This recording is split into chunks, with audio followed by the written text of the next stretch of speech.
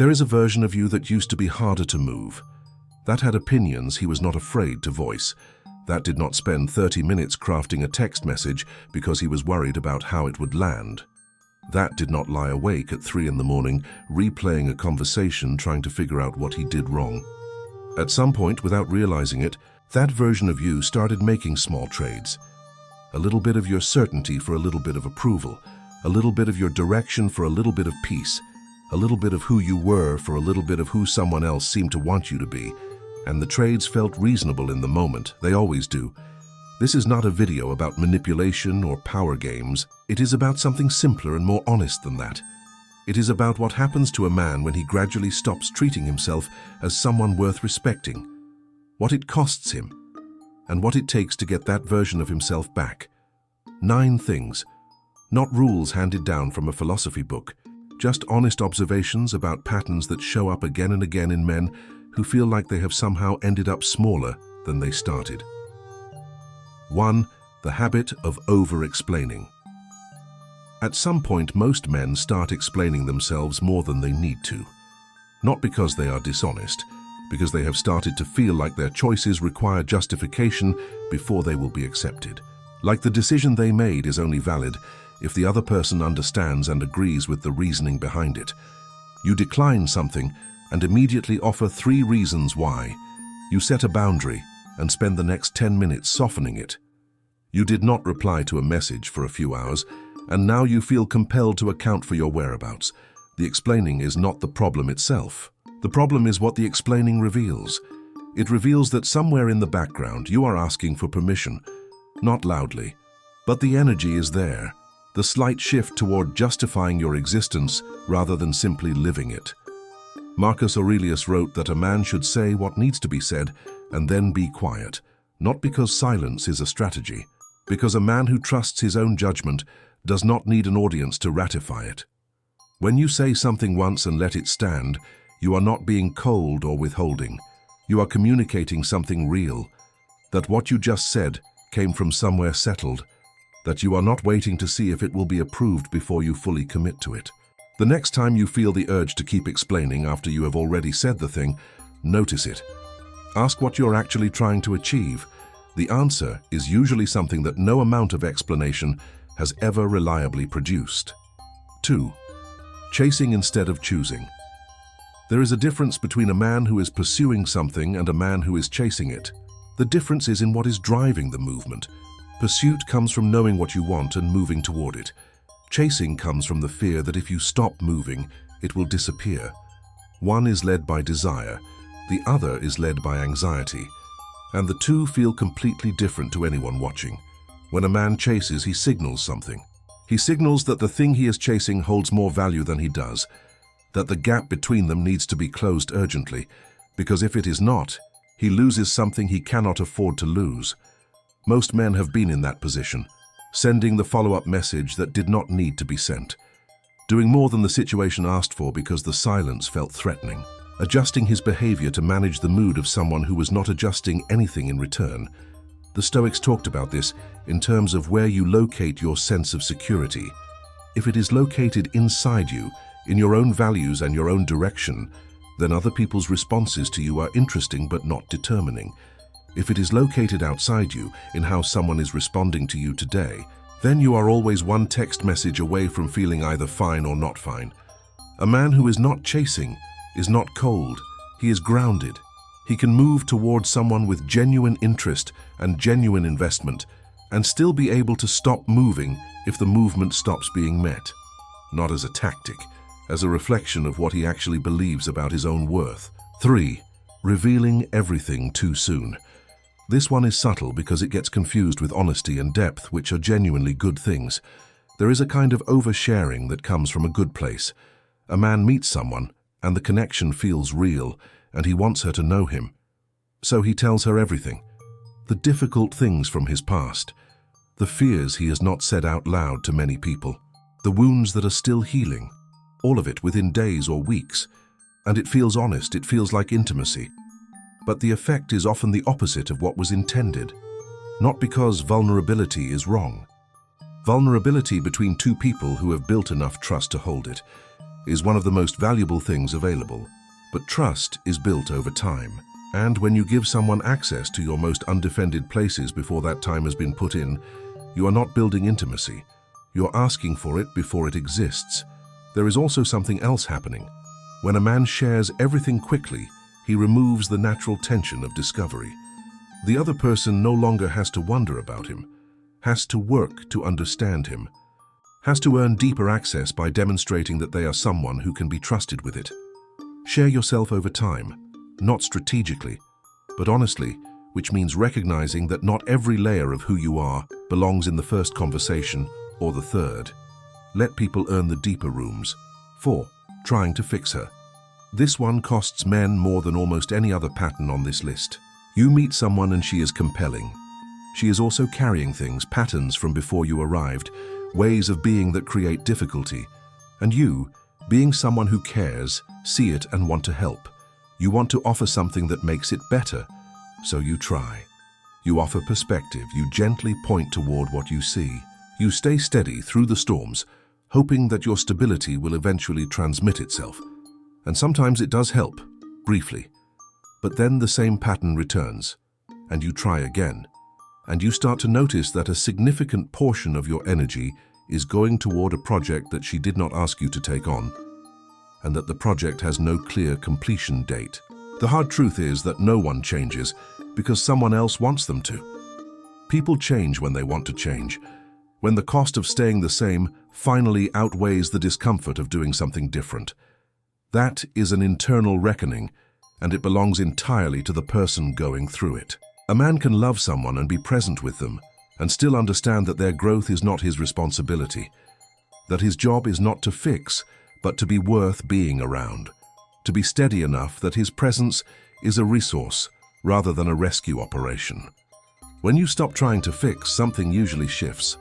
Either the person begins to work on themselves because your groundedness made it feel more possible, or they move towards someone who will engage with the chaos. Either way, you get clarity, and clarity is worth more than most men realize when they are in the middle of trying to hold something together that was never theirs to hold. 5. Abandoning your direction for her. The version of you that she was attracted to was going somewhere. He had things he cared about, work that mattered, goals that were not yet reached, a sense of forward momentum that made him interesting to be around because he was not just marking time, he was building something. And then gradually some of that started to take a back seat. Not because he stopped caring about it, because being with her became more comfortable than the discomfort of the work, because her approval felt more immediate than the long-delayed payoff of the thing he was building. Most men do not notice this happening until the damage is significant, until they look up and realize the direction they used to have has been replaced by a pattern of organizing their life around someone else's mood and availability. The specific irony is that the thing that made her interested was the direction, the presence of a man with somewhere to go. And when that disappears, something in the dynamic usually shifts, not always immediately. But the loss of that quality, that sense of a man with a mission, tends to change what is between them. Your work is not your enemy, and it is not competition. It is part of what makes you the person worth being around. Keep building, not at her expense, but not at your own expense either. A man who maintains his direction while also being fully present when he is present is a rare thing. It is worth being. 6. Competing for her attention. This one is worth looking at honestly because it shows up in ways that are easy to rationalize. She is laughing with someone else, and you feel yourself wanting to be louder, more interesting, more present than you were 30 seconds ago. You want her gaze back in your direction, and you can feel the wanting, which means she can feel it too. The moment you start competing for someone's attention, you have already communicated something you did not intend to. You have communicated that her attention is something you are not sure you deserve without effort, that your value in the interaction is contingent on being confirmed. A man who does not compete for attention does not do it through indifference. He does it through genuine security. He is not performing calm, he is actually calm, because his sense of himself is not determined by where her eyes are in this moment. That quality is rare, and it is felt, not as arrogance or disinterest, as someone who is comfortable enough in himself that he does not need the room to organize itself around him to feel okay. You will never win the competition for attention by competing harder. You win it by being someone who does not need to compete. 7. Making her the source of your peace. Ask yourself an honest question. Would you be fundamentally okay if this relationship ended tomorrow? Not happy, not unaffected. Okay, still yourself. Still able to function and build and move forward. If the honest answer is no, that is information worth sitting with. When a man makes one person the primary source of his emotional steadiness, he creates a structural problem. The structure of his peace depends on a variable he cannot control. Her mood, her responses, her availability, her feelings about him on any given day. All of that becomes load-bearing, and load-bearing things that can shift without warning are not a foundation. They are a risk.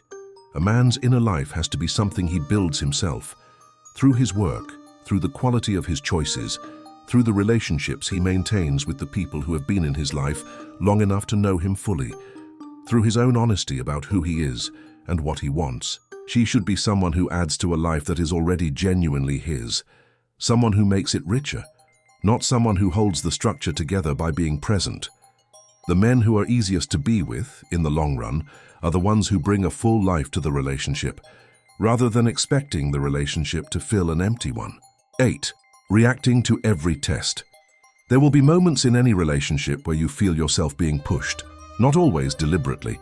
Sometimes it is simply a person acting out of their own anxiety or insecurity, and the effect lands on you as a provocation. Your instinct is to respond, to clarify, to defend, to restore something that felt like it just shifted.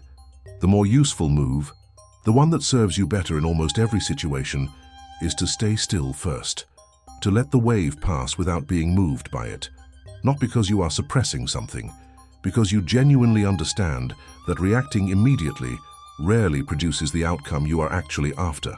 A man who can feel something strongly and still choose when and how he responds to it is a man who is genuinely in charge of himself. That quality does not go unnoticed. People feel the difference between someone who is composed and someone who is suppressing. Composed means there is nothing to trigger. The steadiness is real. You do not need to be unmoved by difficult things.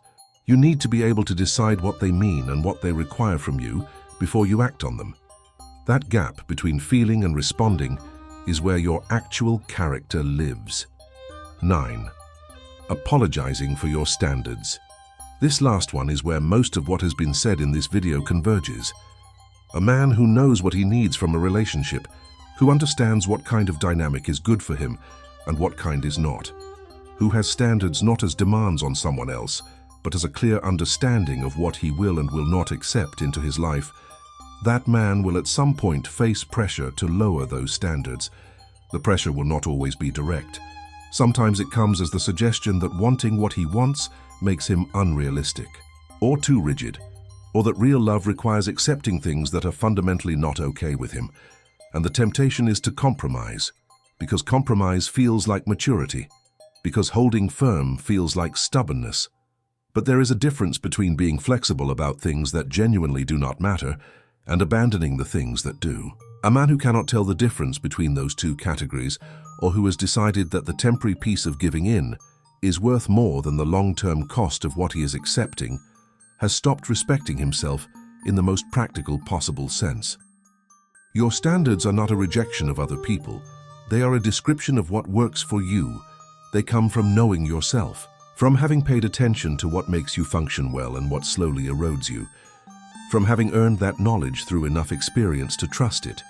Do not apologize for them, not to make someone comfortable, not to avoid a difficult conversation, not because someone suggested they are too high. The right person will not find your standards threatening. They will find them clarifying.